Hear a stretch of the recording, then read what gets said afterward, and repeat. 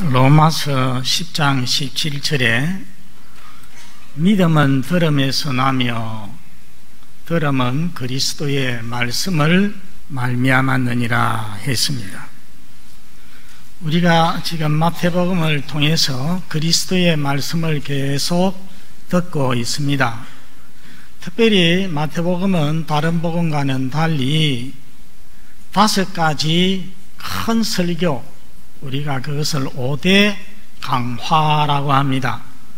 이 5가지 강화가 주축을 이루고 있습니다. 맨 먼저 나오는 강화가 5장에서 7장까지 산상보훈이죠. 두 번째는 마태복음 10장의 제자 파송 강화입니다. 세 번째는 오늘 마태복음 13장 천국 비유 강화가 기록이 되어 있습니다. 주님이 말씀하신 7가지의 천국 비유가 나오는데, 이 주님의 말씀을 들을 때에 믿음이 더하는 우리 모든 성도가 되시기를 바랍니다. 오늘 본문 1절에 보면은 예수님이 집에서 나가 갈릴리 바닷가에 앉으셨습니다. 앉아서 사람들을 가르치십니다. 그런데 자꾸 사람들이 시간이 갈수록 더 많은 사람들이 모여듭니다. 나중에는 예수님이 앉아서 가르칠 수가 없습니다. 어떻게 하십니까? 예수님께서 거기에 있는 한 배를 타시고 그리고는 육지에서 조금 떨어지게 만들었습니다. 그러니까 모습이 어떻게 되겠습니까?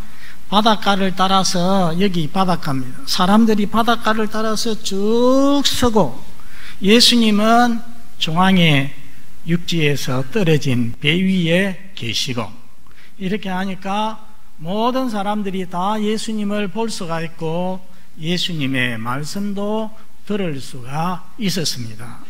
이러한 광경은 마치 자연적으로 형성된 원형 극장과 같았습니다. 그 배는 강대상과 같았습니다. 거기에서 예수님께서 처음 전하신 천국 비유가 무엇이냐? 바로 씨 뿌리는 비유입니다.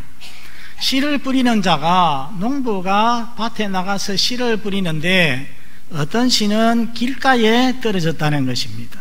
그 씨는 새가 주워 먹어버렸습니다. 들어는 또 돌밭에 떨어졌다고 했습니다. 흙이 얕은 돌밭에 떨어지니까 해가 떠오르니, 싹은 났지만은 해가 떠오르니까 타서 말라 죽었습니다. 들어는 가시떨기 가운데 떨어졌습니다. 가시가 기운을 막아서 열매를 맺을 수가 없었습니다. 들에는 좋은 밭에 떨어졌는데 여기에서 100배, 60배, 30배 열매를 맺었다는 것입니다. 여러분, 예수님이 이 비유를 말씀하신 시대가 언제입니까? 지금부터 2000년 전입니다. 저는 이 말씀을 볼 때 참 신기합니다. 놀랍게도 저희 어릴 때와 별로 다른 게 없습니다. 제 어릴 때에 저희 아버지가 챙기를 몰고서 앞에 가면은 저희 어머니는 뒤돌아가면서 밀이나 보리를 뿌렸습니다. 때로는 손이 부족하면은 저도 그렇게 뿌리기도 하였습니다. 그런데 이 인류의 긴 역사 가운데서 그 2000년 전에 했던 일을 저희 어릴 때까지 계속 했다는 것을 생각하면 참 신기하다는 것입니다. 이 농사가 현대화된 것은 지난 수십 년부터 밖에 안 됩니다. 자, 여러분, 예수님께서 이 비유를 말씀하셨을 때에 이 비유를 깨닫는 사람이 있었겠습니까? 그 의미를 무엇인지 알아들은 사람이 있었겠습니까? 제 생각에는 없었을 것 같습니다. 예수님의 말씀이 끝나고 약간의 시간이 흐른 후에 예수님의 제자들이 예수님에게 물었습니다. 어찌하여 비유로 말씀을 하십니까? 물었습니다. 여러분, 비유가 무엇입니까? 어떤 사물이나 현상을 그와 비슷한 사물이나 현상에 빗대어서 표현하는 수사법입니다. 말하는 방법입니다. 영어로 비유를 패러블이라고 하는데, 이 패러블이라고 하는 단어는 헬라어 파라볼레라는 말에서 나왔습니다. 파라볼레, 비유라는 말인데, 파라라는 말은 옆에라는 말입니다. 볼레라는 것은 발로 던진다는 말에서 나왔습니다.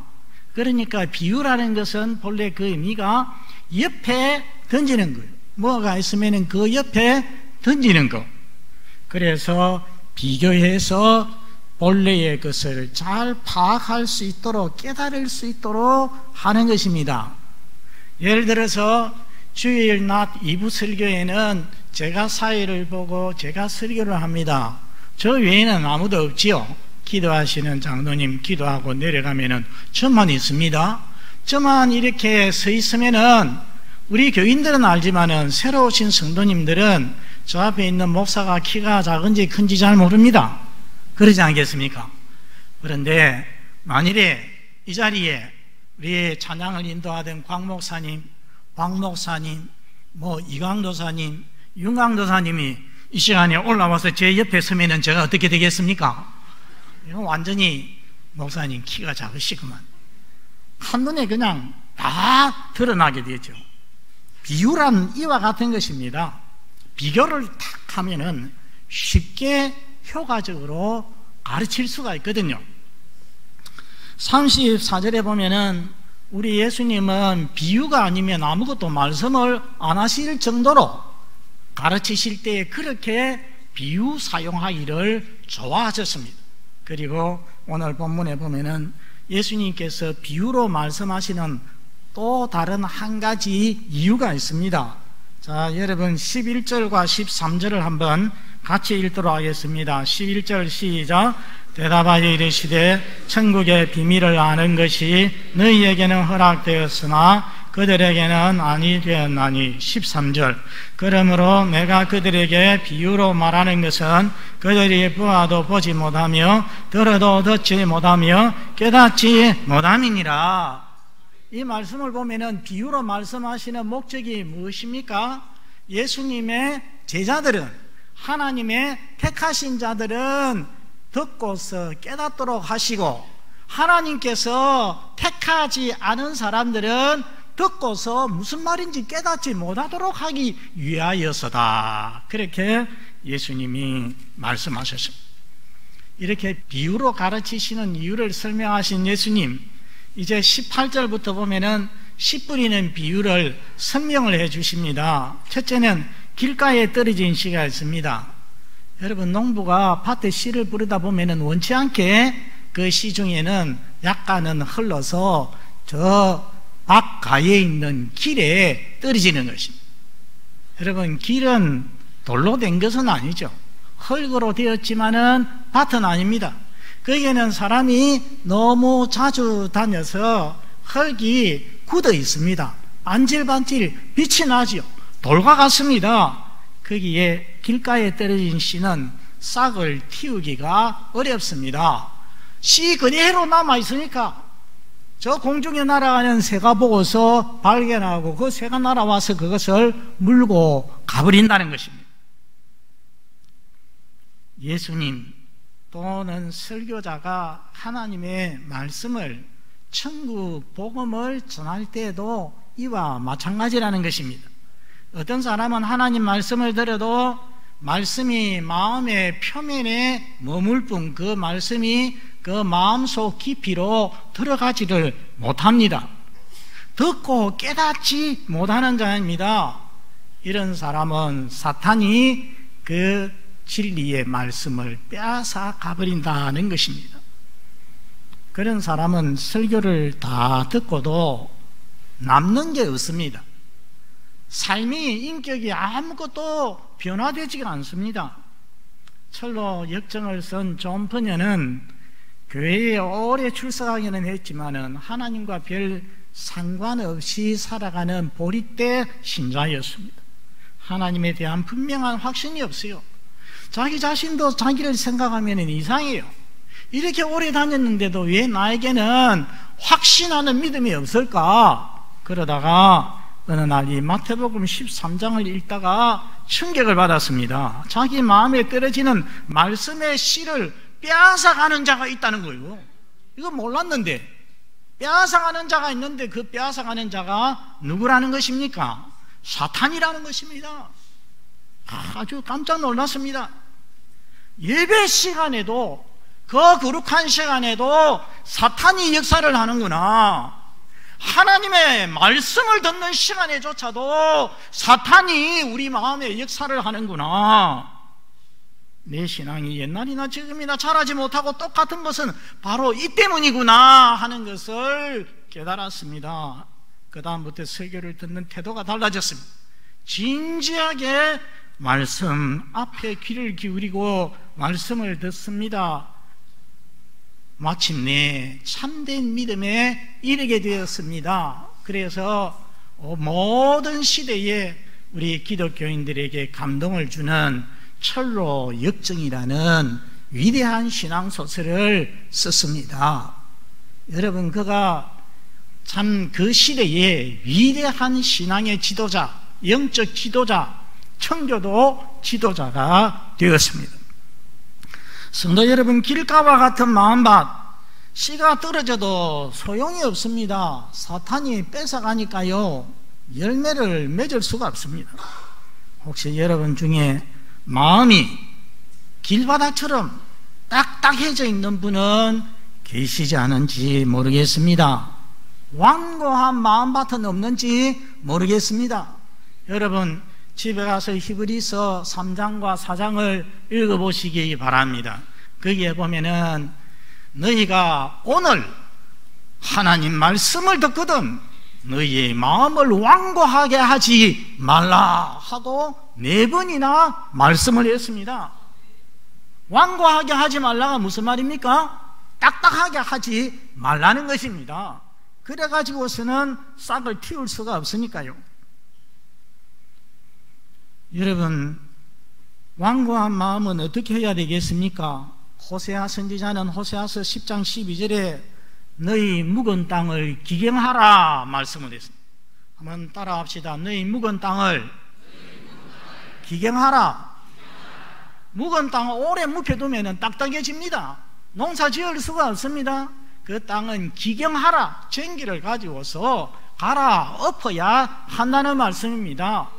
여러분, 농사를 지으려고 하면은 제일 첫 단계가 무엇입니까? 딱딱한 땅을 갈아 엎는 것입니다. 부드럽게 하는 것입니다. 길가와 같은 마음밭을 가진 성도는 하나님께 기도하시기 바랍니다. 하나님, 저의 완고한 마음을 깨뜨려 주옵소서. 성령께서 부수어 주시옵소서. 다음으로 돌밭에 떨어진 씨가 있습니다. 여러분, 이 돌밭에라는 것은 작은 자갈돌이 많이 있는 밭을 말하기보다는 영어 성경에 보면은 rocky ground, 땅 밑에, 흙 밑에 반석이 이렇게 있는 거예요. 팔레스틴에는 여기저기에 스키암층이 있어서 그 위에는 흙이 얇게 있다고, 덮여 있다고 합니다. 이런 곳에 떨어진 씨는 어떻게 했습니까? 싹은 곧 납니다. 그런데 뿌리는 나기는 나도 날 수가 없든지 아니면은 뿌리가 깊이 들어가지를 못합니다. 그런데 여기에 해가 떠오르면, 여러분, 팔레스틴의 태양은 우리와 다릅니다. 우리나라보다 훨씬 더워요. 여기 25도 30도 되면 거기는 40도 45도 됩니다. 여름에는 바깥에 나가서 5분을 서 있을 수가 없을 정도로 뜨겁습니다. 그러니 뿌리가 없고, 뿌리가 있어도 짧으니 어떻게 되겠습니까? 태양이 떠오르면 말라서 시들어서 죽어버린다는 것입니다. 이게 무엇을 의미하겠습니까? 말씀을 듣고 기쁨으로 받아들인다는 것입니다. 말씀을 받아들여요. 싹이 납니다. 그런데 해가 떠오르면 여러분, 이 해가 무엇이겠습니까? 21절 둘째 줄에 한번 보시기 바랍니다. 21절 둘째 줄에 보니까 무엇과 무엇이라고 했습니까? 환난이나 박해, 환난이나 박해가 일어나면 곧 넘어진다는 것입니다. 잘 듣고 은혜도 잘 받지만은 좌절도 쉽게 한다는 것입니다. 어떤 성도는 아이고 목사님 말씀이 너무 좋습니다, 오늘 또 은혜 받았습니다, 이렇게 하지만은 뭐가 될 것 같지만은 그런데 쉽게 흔들려. 조금 어려움이 생기면은 그만 교회 안 나오고 하나님이 정말 계시긴 하는가? 하나님과 관계없는 가정에 어려운 문제가 생기면은 교회부터 안 나오기도 하고요. 어떤 사람의 은행이 자기에게 상처를 주거나 힘들면은 누구 꼴 보기 싫어서 교회 안 나간다. 하나님이 그랬습니까? 안 그랬는데, 사람이 그랬는데도 하나님 앞에 나오지를 아니하는 이런 모습들이 들어 있습니다. 여러분, 철로 역정에 보면은 크리스찬이 천국을 향해서 갑니다, 나아가는데 한 번은 유순 씨라고 하는 사람을 만났습니다. 아마 유순한 모양입니다. 유순 씨를 만나서 나는 지금 천국을 향해서 가고 있습니다, 나와 함께 가시지 않을래요? 하고 전도를 했습니다.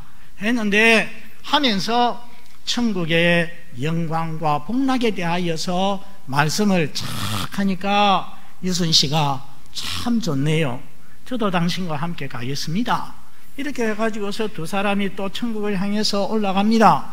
올라가는데 얼마 못 가서 절망이라고 하는 진흙구덩이가 있는데 거기에 그냥 모르고 이 두 사람이 빠져버렸습니다. 거기서 후적거리다가 겨우 나왔어요. 나와서 옷이 보니까 엉망진창이 되어 있죠. 그러니까 유순 씨가 뭐라고 하느냐, 당신이 말한 행복이 바로 이것입니까? 이것이 당신이 말한 행복입니까? 나는 안 갈랍니다 하고서 돌아서 자기 왔던 길로 가버렸습니다. 유순 씨의 마음, 돌박 같은 마음이죠. 쉽게 받아들이고 믿고, 그러나 조금 어려움이 있으면, 핍박과 환난이 있으면 그냥 그것으로 중단을 해버리는 겁니다. 낙심하는 것입니다. 여러분, 히브리서 10장 36절에 보면은 너희에게 인내가 필요하다, 우리 성도들에게는 인내가 필요하다고 했습니다. 오늘 이 세상에 우리가 신앙생활 할 때 여러 가지 어려움이 많이 다가오기 때문입니다. 그럴 때마다 인내해야 돼요. 마태복음 24장 13절에는 끝까지 견디는 자는 구원을 얻으리라 말씀했습니다. 아까 우리 불렀던 주 예수보다 더 귀한 것은 없네 3절 가사에 유혹과 핍박이 몰려와도 주 섬기는 내 마음 변치 못해. 여러분, 이런 성도가 되시기를 바랍니다. 이 세상에 유혹이 많고 박해가 많고 핍박이 있을지라도 주 섬기는 내 마음 변하지 못해. 변치 않아. 요한계시록 2장 10절에는 죽도록 충성하라. 무슨 말입니까? 죽음이 와도 변치 말아라, 흔들리지 말아라는 말씀 아니겠어요? 죽도록 충성하라. 그리하면 내가 생명의 멸류관을 내게 주리라 말씀하셨습니다. 세 번째는 가시떨기에 떨어진 씨가 있습니다. 여러분, 밭은 밭 주변의 영향을 많이 받습니다. 농사 지으신 분들은 다 아실 거예요. 밭 귀퉁이나 가장자리에는 가시떨기를 비롯해서 여러 가지 등불이 많고 잡초도 많습니다. 그것들이 밭에 그름을 먹고서 잘 자라서 곡식에 그냥 기어 올라가가지고 열매를 맺지 못하게 합니다. 오늘 7절에 보면은 가시가 그 기운을 막았다고 했는데, 기운을 막았다는 이 말 영어 성경에 보면은 초크라는 것은 질식을 시키는 거예요. 그러니까 이게 가시 덤불 이런 것들이 커가지고서 나무를 갖다가 확 뒤덮어가지고 곡식을 압도해가지고서 열매를 맺지 못하게 한다는 것입니다. 여러분, 이 씨 뿌리는 비유가 순서가 있다는 거 기억하십니까? 이걸 가만히 보면은 조금씩 점진적이에요. 조금씩 발전적입니다. 처음에 길가에 떨어진 씨는 새가 물고 가버렸지 않습니까? 씨가 아예 흔적도 없는 거예요. 씨가 없어요. 그런데 두 번째는 무엇입니까? 돌밭에 떨어진 씨는 그래도 싹이라도 나지 않았습니까? 말라 죽긴 했어도. 세 번째는 무엇입니까? 가시떨기에 떨어진 씨는 어땠습니까? 싹 나고 뿌리 내리고 해가지고서 클만치 컸습니다. 그러니까 첫 번째, 두 번째보다도 훨씬 더 좋은 모습이죠. 발전된 모습입니다. 그렇지만 마지막을 보면은 어떻습니까? 열매가 없습니다.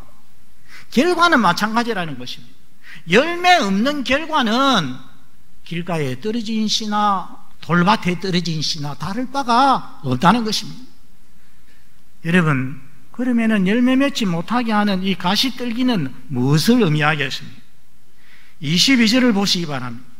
22절 둘째 줄에 보면은 가시떨기가 뭔지 보여줍니다. 무엇입니까? 세상의 염려와 재물의 유혹입니다.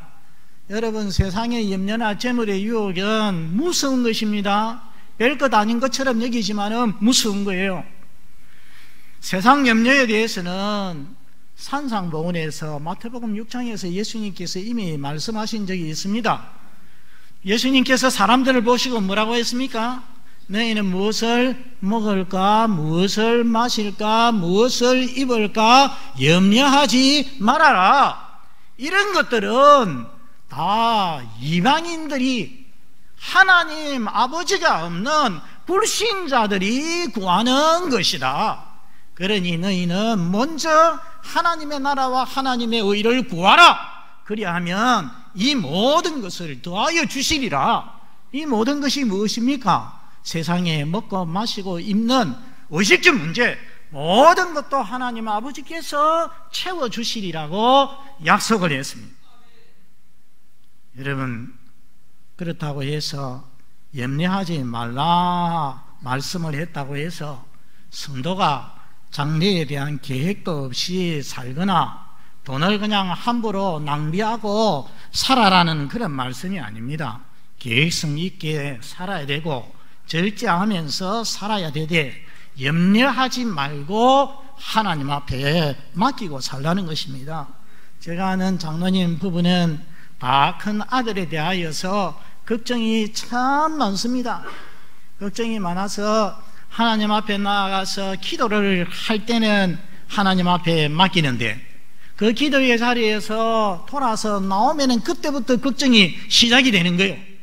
그래서 그냥 입맛도 없고 잘 먹지도 못하시고 밤에 잠도 잘 못 드시고 해가지고서 두 분이 그냥 살이 다 빠져있는 모습을 보았습니다. 어느 권사님은 아들이 고등학교 입학을 했습니다. 학교 적응을 못해서 자퇴를 하느니 마느니 하니까 권사님 마음이 쏴불안석이죠. 걱정이 많이 되었지만은 그래도 주님을 바라보았습니다. 주님께서 선하신 길로 인도하실 줄을 믿고 주님께 맡기고 열심히 기도했는데 그렇게 할 때 하나님께서 그 아들의 마음을 만져주셨습니다. 그러니까 이 아들이 지각도 안 하고 계리석도 안 하고 조퇴도 안 하고 학교를 잘 다니더니 대학에도 그냥 뚝 이렇게 합격을 하는 것입니다. 아들 자기 자신도 놀라고, 자기가 처음에는 학교 적응을 못 해가지고서 막 빠지고 그렇게 하다가 자기가 어떻게 이렇게 됐는지 아들 자신도 놀라고 아버지도 놀라고 권사님도 놀라고. 베드로전서 5장 7절에 너희 염려를 다 주께 맡겨버리라. 이는 주가 너희를 돌보심이라 말씀했습니다. 한번 따라서 합시다. 너희 염려를 다 주께 맡기라. 염려 이것은 내가 염려하고 무엇은 하나님께 맡기고 아니라 염려를 다 주께 맡겨버리라. 여러분, 염려를 다 주님께 맡기는 성도가 되시기를 바랍니다. 그리고 재물의 유혹, 이거는 쉽게 말해서 재물에 대한 탐심입니다. 신앙생활 하기는 해도 돈 버는 일 때문에 신앙생활을 바로 하지 못하고 하나님 바로 섬기지 못하고 열매가 없는 성도들이 있지 않습니까? 성경에 돈을 사랑함이 일만하게 뿌리니라 말씀했어요. 돈을 사랑하면 돈은 우리가 사용하는 하나의 수단이 되어야지 이게 목적이 되고 이게 우리가 섬기는 바가 되어서는 안 되는 거죠. 그래서 돈을 사랑하게 되면은 일만하고 죄를 짓게 되고 악한 일을 하게 된다는 것입니다. 여러분 어떻게 해야 되겠습니까? 예레미야 4장 3절 우리 다 같이 한번 읽어보겠습니다. 여호와께서 유다와 예루살렘 사람에게 이와 같이 이르노라. 너희 묵은 땅을 갈고 가시덤불에 파종하지 말라. 제일 끝에 보니까 어디에 파종하지 말라고요? 가시덤불에 파종하지 말라. 세상 염려가 있고 재물의 유혹이 있는 곳에 파종하지 말라. 씨를 뿌리지 말라고 말씀했습니다. 나서로 마음밭에서 다 가시덤불을 걷어내어서 불태워야 하는 것입니다. 가시떨기가 있어서 열매 맺지 못하는 우리 성도 있다면 하나님께 기도하십시오. 하나님이여 이 가시떨기 제거해 주시옵소서, 불태워 주시옵소서. 그래서 열매 맺는 성도가 되시기를 바랍니다. 마지막으로 좋은 땅에 떨어진 씨가 있습니다. 여러분 여기 좋은 땅 할 때의 땅, 이것은 영어 성경에 보면은 earth가 아닙니다. 뭐냐면은 soil이라는 것입니다. 여러분 우리가 시내 다니다 보면은 큰 길가에 주유소 중에 S-오일이 있지 않습니까? S-오일 아시죠? 그런데 S-오일을 그냥 싹 붙여서 읽으면은 soil이라고 읽을 수 있어요. 그게 바로 토양이라는 말입니다. 토양. 여러분들 앞으로 S-오일 보일 때마다 오늘 마태복음 13장에 이 땅을 기억하십시오. 굿 소일, 무슨 말입니까? 좋은 땅, 좋은 땅이 되어야 되겠다 결심을 하셔야 돼요. 여러분 좋은 땅은 무엇입니까? 부드럽게 일궈진 땅, 준비된 땅입니다. 길가처럼 단단하지 않습니다. 돌밭처럼 얕지 않습니다. 가시떨기가 제거되고 없습니다. 그렇기 때문에 씨가 부러질 때 잘 자라서 열매를 맺습니다. 어떤 경우에는 놀랍게도 100배나 결실을 하고 그거보다 못한다고 할지라도 60배, 30배의 결실을 하게 되는 것입니다. 여러분 좋은 땅에 떨어졌다는 것은 말씀을 들을 때에 마음이 준비된 성도, 말씀을 사모하는 성도, 그 말씀에 순종하기를 바라는 마음을 가지고서 말씀을 듣는 성도입니다.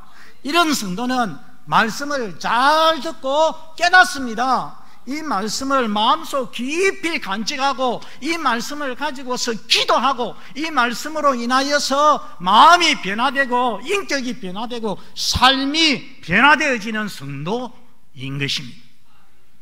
여러분 하나님께서 우리를 택하신 이유가 무엇이라고 했습니까? 여러 가지가 있지만은 요한복음 15장에 보면은 너희로 과실을 맺도록 하기 위해서라고 했습니다. 과실을 맺지 아니하는 나무마다 가지마다 어떻게 한다고 했습니까? 찍어서 불에 던지운다고 했습니다. 반면에 너희가 과실을 많이 맺으면 하늘에 계신 아버지께서 영광을 받으실 것이라고 하였습니다. 여러분 열매 맺는다는 게 뭐겠습니까? 마음의 변화, 생활의 변화입니다.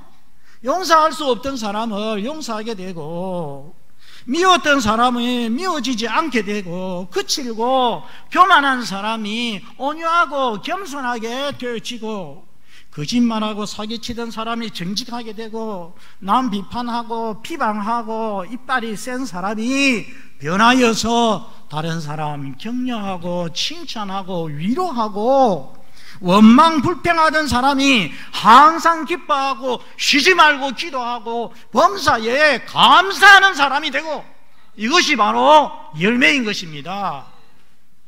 말씀을 맺습니다. 성도 여러분 오늘 예수님의 씨 뿌리는 비유를 통하여서 4가지 마음밭을 보았습니다. 길과 같은 마음밭, 그리고 돌짝밭, 가시떨기 같은 그런 마음밭도 있고 좋은 땅과 같은 마음밭도 있었습니다. 여러분 자신의 마음밭은 어디에 속하는 것 같습니까? 내 마음은 열매를 맺는 밭처럼 보이십니까?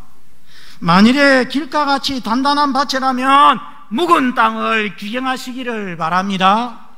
돌밭이라고 한다면 깊이 파서 내 마음에 있는 그 반석을, 바위를 다 파서 내시기를 바랍니다. 가시떨기 밭이라면 걷어내어서 불태우시기를 바랍니다. 이것은 내 힘으로, 내 의지로만 되는 것이 아닙니다. 성령님의 도우심이 있어야 됩니다. 성령님을 의지하고 여러분 각자가 힘쓰셔야 됩니다.